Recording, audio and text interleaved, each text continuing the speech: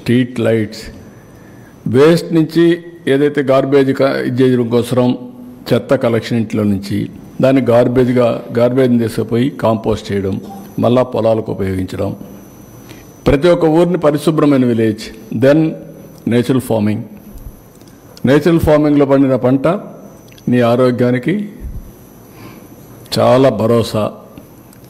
నువ్వు హాస్పిటల్ పోయి తగ్గుతుంది, మీనింగ్ఫుల్ లైఫ్ ఉంటుంది. ఇంట్లో పైన కరెంట్ ఉత్పత్తి చేస్తున్నావు, నీ వెహికల్కి నువ్వే ఛార్జ్. నేను అడిగాను మా ఊర్లో పోయి, మా ఊర్లో కూడా 6-7 వెహికల్స్ ఉన్నాయి, 10 వెహికల్స్ కార్లు ఉన్నాయి. పక్క ఊర్లో ఇంకొక 10 ఉన్నాయన్నారు, ఇంకొక ఊర్లో చూసి 20-30 ఉన్నాయన్నారు. పిల్లలు చదువుకున్నాక వాళ్లే పంపించేస్తున్నారు. ఇప్పుడు నేను చెప్పేసిన పాలసీలో ఇంటి పైన పెట్టుకుంటే కార్ ఛార్జ్ చేసుకో, నీకు ఖర్చు లేదు. You go anywhere and come back. సైకిల్కి చేసుకో ఛార్జింగ్, స్కూటర్కి చేసుకో. నేను 200 యూనిట్లు అందరికీ ఫ్రీగా ఇస్తున్నా, 300 యూనిట్లు 78,000 ఇస్తాం సబ్సిడీ. మిగిలింది నువ్వు బారో చేసుకుని నువ్వే పే చేసుకో, కరెంట్ ఛార్జీలు కట్టే పని లేదు. నేనే ఇస్తా, తిరిగి కరెంట్ మాకి ఆ మిగిలిన కరెంట్ ఛార్జీలు కట్టే పరిస్థితి ఉండదు. ఆ డబ్బులు తీరే వరకు అడ్జస్ట్ చేసుకుంటాం, తర్వాత మీకే ఇస్తాం asset. Then you can generate power for monetisation. డబ్బుల కోసం నువ్వు అమ్ముకోవచ్చు. సర్ప్లస్ పవర్ని ₹2.05 మేము ఇస్తాం ఇప్పుడు కొని. So I'm providing opportunities. ఇవన్నీ ఆపర్చునిటీస్ అందిపుచ్చుకునే బాధ్యత ఎవరిది? స్టేక్ హోల్డర్స్ది, ప్రజలది. వాళ్ళని మోటివేట్ చేసే బాధ్యత ఎమ్మెల్యేలది, ఎంపీలది, మీడియాది. మీరేంటంటే నెగిటివ్ వార్తలు రాయడమే మీకు అలవాటు అయిపోయింది. పాజిటివ్ వార్త అంటే దానికి మసాలా లేదు, ఎవడు చూడడు, టేకర్స్ లేరు. సిబిఎన్ని ఏదో తిడితే సీఎం అని తిట్టాడు గొప్పోడు అని మీరు పెద్ద వార్త దానికి. That is the problem.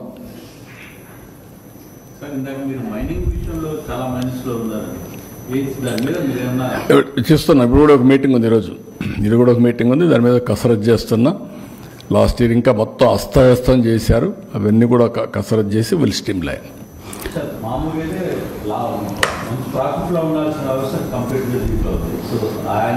Last year చేసిన దాన్ని ఈ ఇయర్ ఇప్పుడిప్పుడే మీరు చూస్తే అలవాటైపోయిన ప్రాణాలు కొన్ని ఉన్నాయి. ఇంకా ఎక్కడికక్కడ నాకు కూడా కొన్ని సవాళ్ళు ఉన్నాయి, అన్ని సవాళ్ళు ఎదుర్కొంటున్నాను.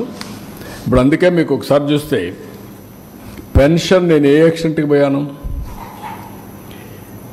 సెల్ ఫోన్లో ఆటోమేటిక్గా పోతే ఎక్కడ డిస్ట్రిబ్యూట్ చేశాడో ఇండివిజువల్ పెన్షన్ని మానిటర్ చేస్తున్నా.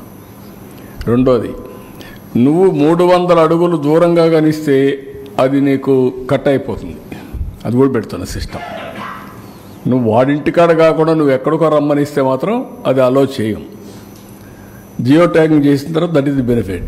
లేదు 5 నిమిషాలు 1 సెకండ్లో వాడికి మెసేజ్ పోతుంది, you are doing wrong thing, correct it. చేయకపోతే మాత్రం నీ మీద యాక్షన్. మళ్ళీ మధ్యాహ్నం వరకు ఏం చేస్తున్నాను, ఐవీఆర్ఎస్ అడుగుతున్నా, నీకు పెన్షన్ కరెక్ట్గా వచ్చిందా, డబ్బులు అడిగారా, అవినీతి ఉందా. సో దట్ నాకేంటంటే 1 పైసా కూడా కరప్షన్ లేకుండా I wanted to provide all services real time, never in the history. Paddy procurement ఉంది, రైతు వచ్చాడు, వస్తానే నా ప్యాడీ ఉంది తీసుకోమంటున్నాడు, తీసుకోమంటే శాంపుల్స్ తీస్తున్నాం, అక్కడ మాయిశ్చర్ టెస్ట్ చేస్తున్నాం, దెన్ ఆర్డర్ ఇస్తున్నాడు, నేరుగా రైస్ మిల్కి వెళ్తుంది. రైస్ మిల్లో ఏంటి, ఆటోమేటిక్గా మళ్ళీ మాయిశ్చరు టెస్ట్ చేస్తారు, 2 టాలీ కావాలి. మిషన్ క్యాలిబ్రేషన్లో కూడా ప్రాబ్లం ఉంటే వెయిట్స్ అండ్ మెజర్స్ని మళ్ళీ స్ట్రీమ్ లైన్ చేస్తున్నా, ఒకటే మెషిన్ ఇస్తాం. అది అయిన తర్వాత నేను ఐవీఆర్ఎస్ అడుగుతున్నా, వాడు పేమెంట్ అవుతుంది, అన్లోడ్ చేస్తాడు, వాడు తీసుకున్నట్టు పెడితే నెక్స్ట్ మూమెంట్లో డబ్బులు ఆయన అకౌంట్లో వేస్తా. 1 అవర్లో బ్యాంకు పోయి డబ్బులు తీసుకోవచ్చు, బ్యాంకు కూడా పోవక్కర్లా, ఆన్లైన్లో పేమెంట్ పే చేసుకోవచ్చు. Can you imagine? That is the power of technology.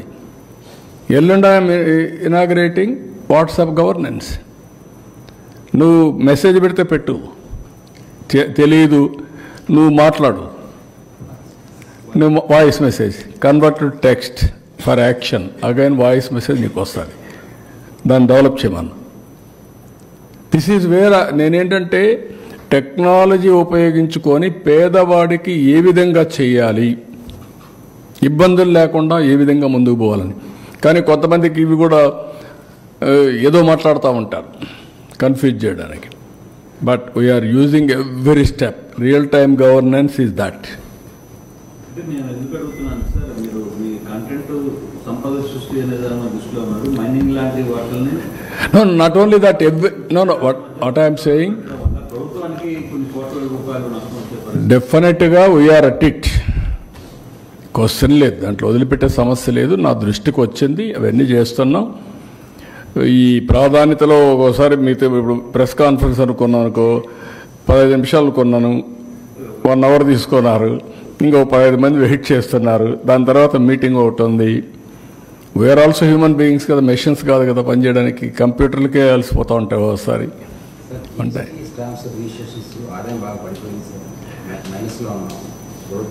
ఉంది ఉంది అనలైజ్ చేశాం. ఒక 2-3-4 డిపార్ట్మెంట్లో నేను ఇంకోటి కూడా ఈరోజు మా వాళ్ళకి ఇన్స్ట్రక్షన్స్ ఇచ్చాను. జిల్లాల వారీగా అందరికీ ఇవన్నీ కూడా రివ్యూ చేయమంటున్నాం. మా కలెక్టర్స్ కూడా రెస్పాన్సిబిలిటీ పెడుతున్నాం. రెవెన్యూ కలెక్షన్, జిఎస్టిపి కూడా వాళ్ళ బాధ్యత. ఒక అడ్మినిస్ట్రేషన్ సరిగా లేనప్పుడు కానీ, లేకపోతే లీడర్ సరిగా లేనప్పుడు కానీ కొన్ని ప్రాబ్లమ్స్ వస్తూ ఉంటాయి. యూనిఫామిటీ రాదు. అవన్నీ అనలైజ్ చేసి ఇవన్నీ మర్చిపోయారు కదా మా వాళ్ళందరూ కూడా కొంతమంది. ఇప్పుడు అన్ని అకౌంటబిలిటీ ఫిక్స్ చేస్తున్నా. రైట్ మ్యాన్ని రైట్ ప్లేస్లో పెడతాం. ఉండేవాళ్ళు కూడా మాకు తక్కువ ఉన్నారు మనుషులు, అది వేరే విషయం. మాకు ఉండేదే తక్కువ. చిన్న రాష్ట్రం అయింది, దాంట్లో కొంతమంది చెడగొట్టారు, అవి కూడా ప్రాబ్లమ్స్ ఉన్నాయి. But I will try to improve everything with system. IT ఇవన్నీ పెట్టి లైన్లో పెట్టి విల్ స్ట్రీమ్ లైన్. ఇప్పుడు మీరు ఫస్ట్ కట్ అయ్యింది 6 నెలలు 7 నెలలు అయింది అన్నట్టుకి. We're reviewing some departments you have noticed, we're correcting sir. 1 by 1 P4 కాన్సెప్ట్లో పీపుల్స్ని ఇన్వాల్వ్ చేస్తామని చెప్పేసి అంటున్నారు. అంటే పేదల్ని ధనికులు ఆదుకునే విధంగా. అంటే రిచ్ పీపుల్స్ మనకి రకరకాలు ఉన్నారు. అంటే కొంతమంది 10 కోట్లు, 100 కోట్లు, 1000 కోట్లు, ఇలా వాళ్ళ నుంచి మనం అంటే కొంత 10 కోట్లు ఉన్న వాళ్ళు ఇంత, 100 కోట్లు ఉన్న వాళ్ళు ఇంత, అంటే ఏమన్నా స్కీమ్స్ కానీ, ఈ సీలింగ్ కానీ ఇలాంటివి. అంటే to start with what we are thinking, ఇది విల్లింగ్నెస్తో చేసే పని. సొసైటీ పట్ల బాధ్యతగా ప్రవర్తించవలసిన అవసరం ఉంది. అందరి బాధ్యత. నేను జన్మభూమి పెట్టాను, అందరూ డబ్బులు ఇవ్వాల, కొంతమంది ఇచ్చారు. స్ఫూర్తి ఇంపార్టెంట్. ఇప్పుడు సిఎస్ఆర్ ఉంది, కార్పొరేట్ సోషల్ రెస్పాన్సిబిలిటీ. ఆ డబ్బులు ఇక్కడ ఖర్చు పెట్టచ్చు. ఒక 2 కోట్లు ఉన్నాయి, ఒకరికి 10 కోట్లు ఉంది, ఒకరికి 50 కోట్లు ఉంది. ఆ డబ్బులు తీసుకొని మేమిచ్చే స్కీమ్స్ అన్నీ కూడా తీసుకొని వాళ్ళది వైబిలిటీ గ్యాప్ ఫండింగ్ కింద ఖర్చు పెట్టి వీళ్ళని పైకి తీసుకురావడం.